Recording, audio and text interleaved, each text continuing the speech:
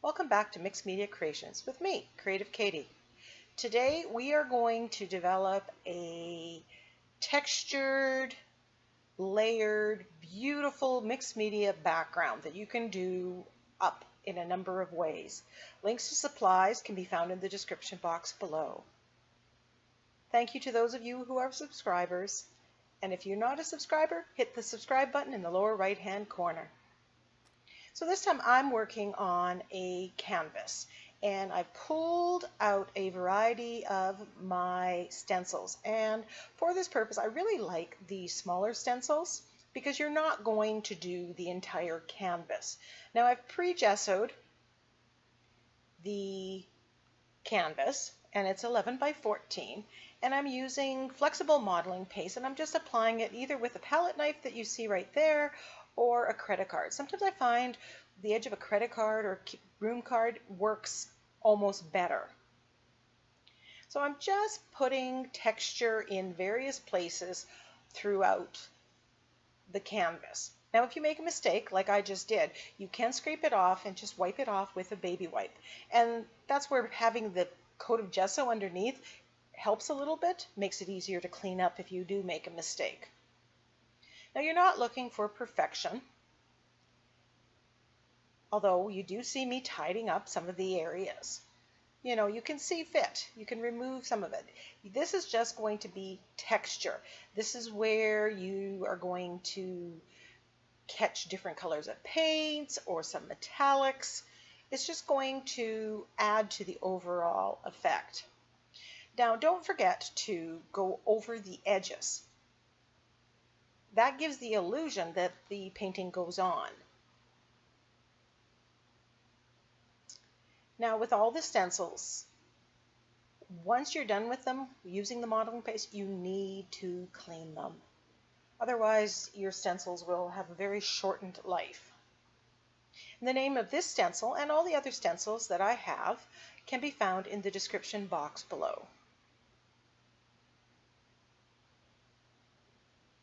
So this is a Prima Elemental stencil, and I'm liking the little bubbles. I'm just placing it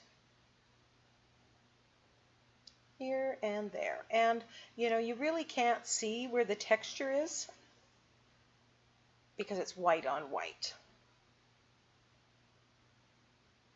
Now I'm using flexible modeling paste by Liquitex, but I have also used wall compound or spackle, and I've had great results with that. And that is considerably cheaper. So if you can't access modeling paste or you don't want to spend the money on it, you can use wall compound and get a very similar effect. So now that that is all dry, I am going to grab some paints and start finger painting. I love doing this. You just put down colors. Now the colors that I've chosen, the pinks and the purples and the teal and blue, they are found next to each other on the color wheel. And when colors are next to each other on the color wheel, they work well together. You will not make mud with them. You won't get a brown color. So I really have no plan. I'm just grabbing tubes of paint and putting them on. Now I'm using, for the most part, my Liquitex Basics. I've got one media line there. I have another brand of medium-bodied or heavy-bodied paint as well. But you could do this with craft paint if that's what you had. Now I love how the teal blends with the quinacridone magenta or magentas and kind of makes another purple tone. And so I deliberately get those two together when they're wet to get that different tone. Now I'm kind of going, you know, kind of side to side from the, you know, going up to the right hand side. You know, there's a definite pattern. That's just how it happened to be, but you can deliberately, you can go top to bottom, you can go side to side, you can go up and down if that's what you want. Here I'm adding one of my favorite colors, Prussian blue. And that adding that darker tone just really seemed to pop here.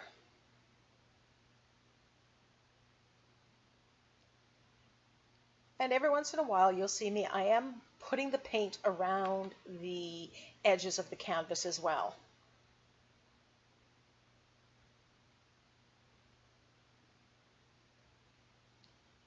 Now, because there's texture paste on here and this is canvas, there's little white specks in there, so I know that I'm probably going to be layering colors on top.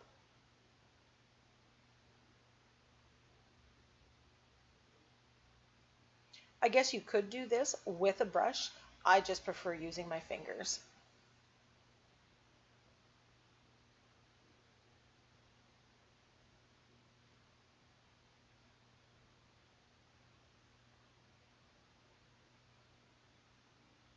Some places where the paint's still wet, I'm kind of making them blend together to get some other tones and just to make it look a little bit more natural, less patchy.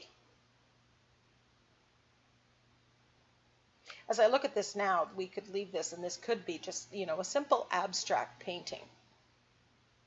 Now I'm adding white, and I've discovered over time in trying this that when you add white, you get again different tones of the paints, and it just really adds that something extra to the paint. Now wherever there's texture paste or modeling paste, I'm really working it in because I don't want the white of the canvas to show through, or the white of the modeling paste, I should say.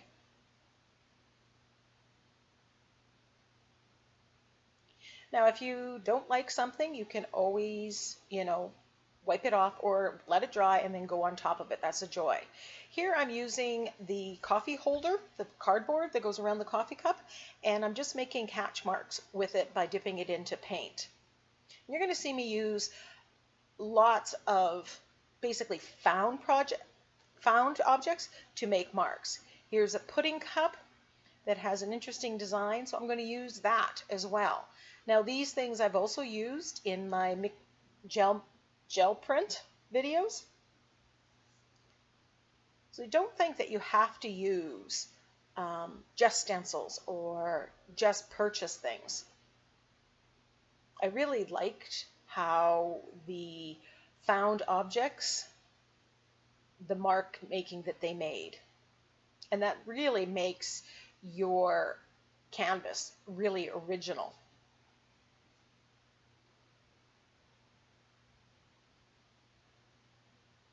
So again, I am using Prussian blue here, and I'm kind of pressing underneath the canvas to make sure I get a good print. But again, I'm not looking for perfection.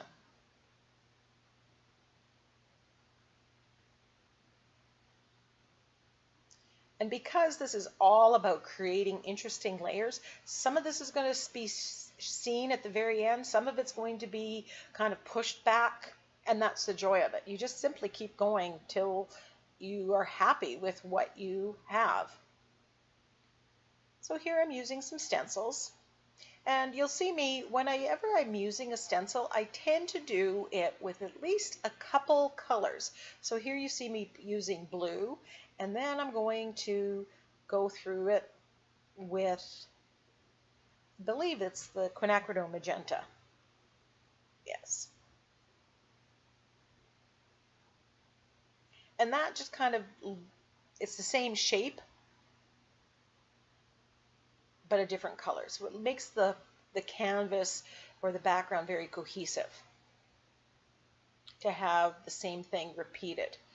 Most of the marks that I put on, whether it's stencils or the found objects, most of them have some kind of round element in them. And that's another way to make it cohesive. Here I'm just adding a little bit of the stenciling in the two colors along the edges. Whatever goes in the front goes on the sides. And I'm not sure right now. Sometimes at the end I paint the sides all black, and sometimes I don't.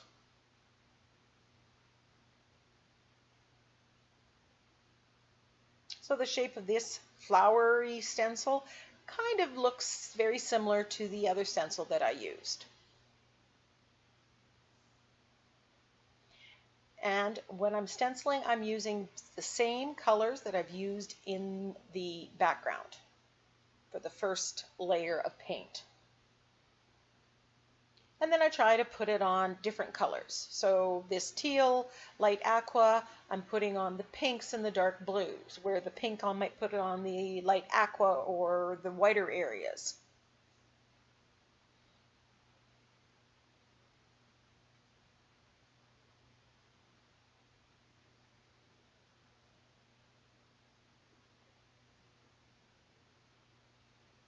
To apply the paint, I'm either using the Ranger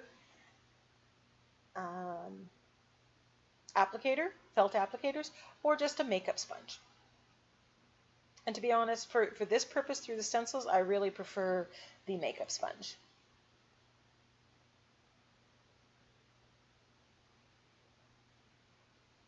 Now, as I'm doing this, you see me turning the canvas around, and that's important too because you see it differently.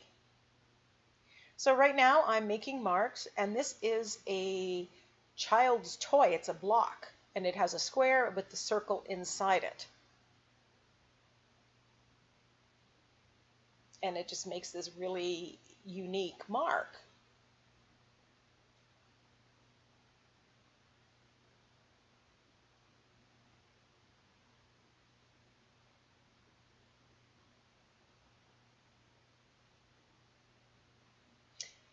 Don't forget, just like I'm doing there, to put some that are just falling off the edge.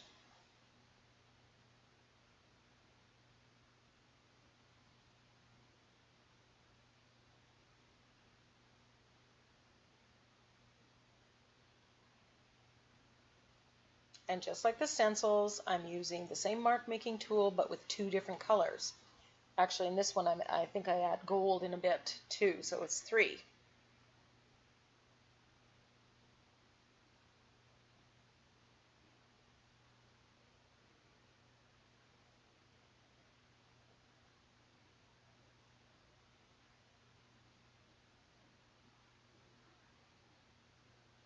And here's the gold right now. So if you don't have children's toy box that you can raid, you can often find really inexpensive toys at the dollar store or at the thrift store. Turn it around and look, what kind of texture does it have? What kind of mark making capabilities? Repurpose it for your art room. I absolutely love the effect I get putting this gold on here. It just made it shimmer and shine, and I absolutely love that.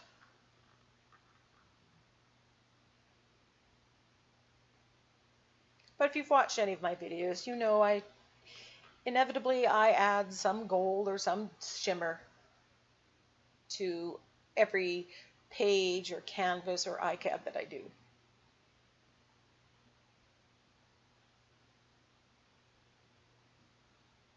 Now, what I didn't add with these mark making tools and the stencils here was using white or black, and that gives a very different effect as well, but often that adds some real great contrast.